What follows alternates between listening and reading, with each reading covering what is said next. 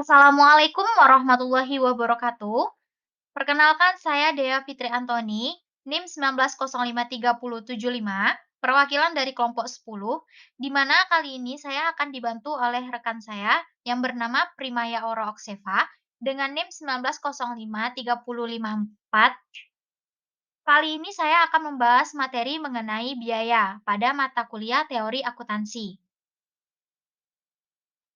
Baiklah, di materi kali ini saya akan membahas tentang 4 bagian materi, di mana yang pertama itu pengertian biaya, dua pengakuan biaya, yang ketiga proses dan konsep penandingan, serta yang terakhir itu penyajian dan pos-pos pada biaya. Masuk kita kepada materi pertama, di mana itu merupakan pengertian dari biaya.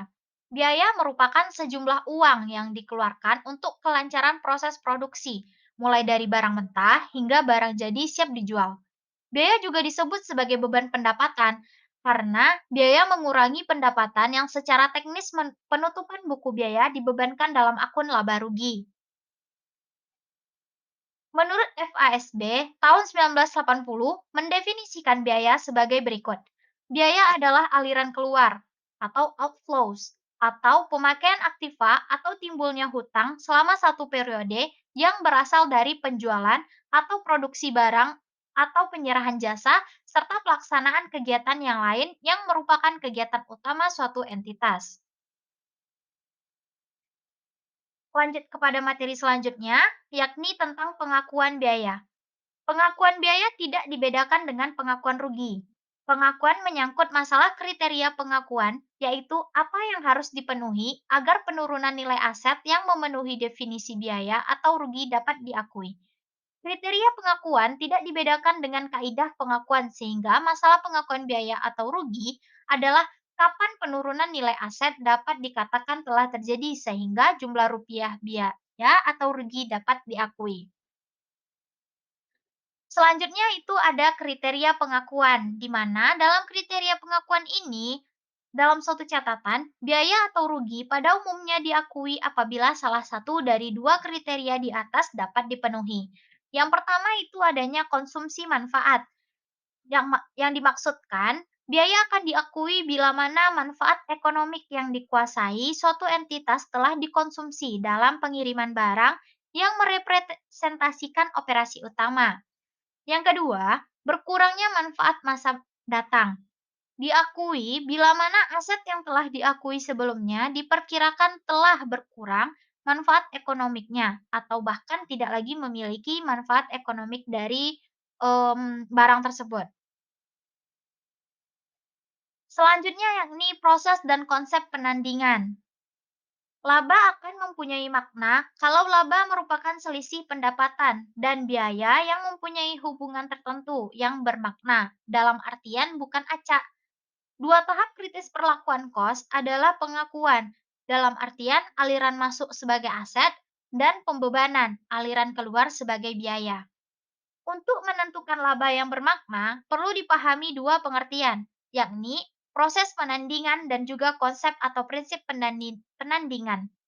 Proses penandingan yang dimaksud ialah proses penentuan laba dengan cara mengukur atau menakar dahulu pendapatan untuk satu periode. Sedangkan konsep atau prinsip penandingan adalah dasar pemikiran untuk menghubungkan pendapatan dan biaya, sehingga laba yang dihasilkan bermakna. Selanjutnya, alasan mengapa prinsip penandingan menjadi suatu kebutuhan dalam siklus akuntansi, yakni ada dua alasan. Yang pertama, pengakuan pendapatan tidak langsung dikaitkan dengan pengakuan biaya, karena teknik pembukuan tidak memungkinkan hal tersebut. Yang kedua, transaksi terjadinya pendapatan pada umumnya tidak berkaitan langsung dengan transaksi biaya. Konsep penandingan ini menyatakan bahwa untuk mendapatkan laba periodik yang bermakna, maka pendapatan yang diakui untuk satu periode harus ditandingkan dalam kurung diasosiasi dengan biaya yang dianggap telah menciptakan pendapatan tersebut. Baiklah, materi selanjutnya akan dijelaskan oleh rekan saya Prima Yaurakseva. Kepada Prima, disilahkan. Baiklah, saya akan melanjutkan materi selanjutnya, yaitu mengenai konsep penandingan. Konsep penandingan adalah konsep yang dimaksudkan untuk mencari dasar hubungan yang tepat dan rasional antara pendapatan dan biaya. Pendapatan merupakan hasil yang dituju oleh perusahaan, sementara biaya atau cost yang dikeluarkan untuk memperoleh pendapatan tersebut merupakan upaya yang dilakukan oleh perusahaan. Dengan demikian, pendapatan yang harus ditandingkan dengan biaya yang diperkirakan telah menghasilkan pendapatan tersebut agar dihasilkan laba yang tepat. Penandingan antara biaya dan pendapatan memerlukan dasar yang tepat. Upaya mencari dasar penandingan yang tepat merupakan masalah yang sering dihadapi oleh seorang akuntan. Tidak hanya menyangkut penentuan aktiva atau jasa yang benar-benar telah dipakai, namun menyangkut perhitungan besarnya nilai aktiva atau jasa yang telah digunakan. Berikutnya yaitu konsep penandingan. Nah, dalam praktek, ada tiga dasar penandingan yang umum digunakan untuk mencari hubungan antara biaya pendapatan dalam suatu periode tertentu. Yang pertama yaitu hubungan sebab akibat, yang kedua hubungan sistematik dan rasional, dan yang ketiga pembebanan segera. Nah, yang pertama yaitu hubungan sebab akibat, yaitu dasar yang paling ideal untuk menandingkan biaya dengan pendapatan adalah hubungan sebab akibat ini. Meskipun sulit dibuktikan, namun atas dasar pengalaman yang dilakukan oleh seorang akuntan menunjukkan bahwa barang atau jasa tertentu yang digunakan dalam proses produksi pada akhirnya akan membantu dalam proses menghasilkan pendapatan selama periode tertentu. Nah, konsep yang kedua yaitu alokasi sistematik dan rasional. Alokasi sistematik dan rasional ini dapat digunakan sebagai dasar penandingan apabila dasar penandingan hubungan sebab akibat tidak dapat dilakukan.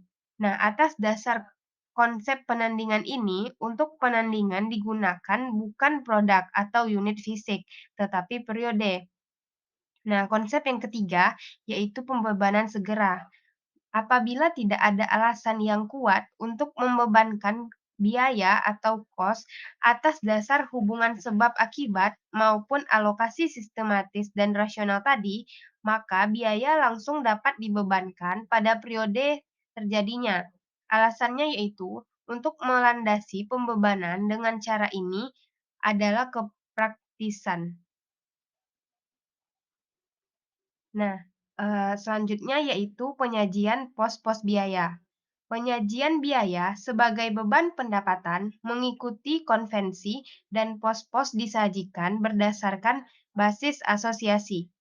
Atas dasar konsep homogenitas kos, kos barang terjual tidak lebih penting daripada kos administratif maupun penjualan. Biaya dalam arti luas dan dalam konteks jangka panjang atau kontinuitas usaha meliputi juga kerugian. Itu berlaku untuk semua jenis potensi jasa, juga kerugian potensi jasa juga. Uraian tersebut membahas masalah teoritis yang menyangkut pos-pos tersebut. Nah, pos-pos biaya itu terdiri dari 9.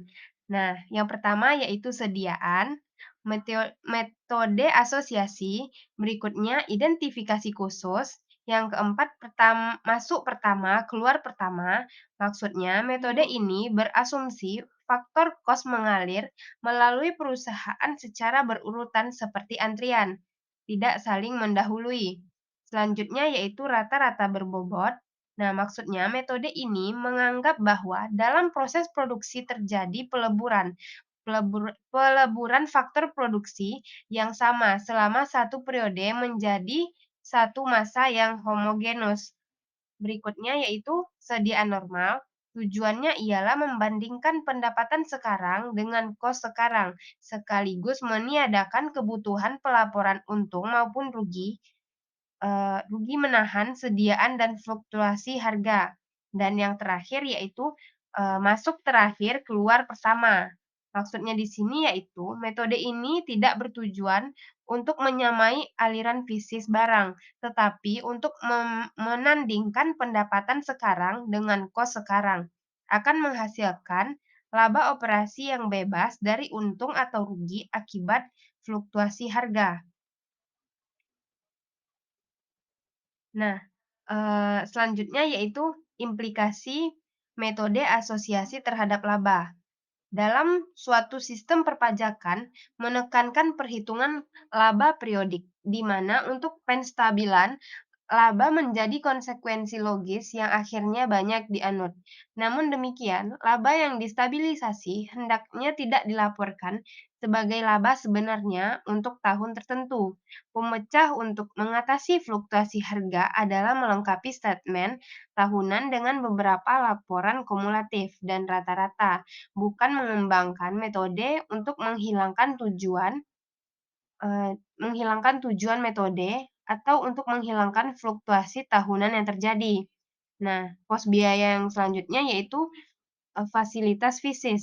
Dalam hal dalam hal fasilitas fisik, pos yang terjadi pada saat pemerolehan diakui sebagai aset dan kemudian kos tersebut diakui sebagai biaya, sesuai dengan pola penyerapan manfaat yang direpresentasikan dengan kos. Nah, mungkin itu materi yang dapat saya sampaikan. Saya kembalikan kepada Dea. Baiklah, terima kasih kepada rekan saya Prima Yaura yang telah menyampaikan materi mengenai konsep penandingan serta penyajian pos-pos biaya. Nah, dari 4 materi tersebut telah diperjelaskan satu persatu dari materi di atas. Mungkin sekian materi tentang biaya kali ini. Saya Dea Fitri Antoni, mengucapkan terima kasih banyak atas partisipasinya. Terlebih dan terkurang saya ucapkan assalamualaikum warahmatullahi wabarakatuh.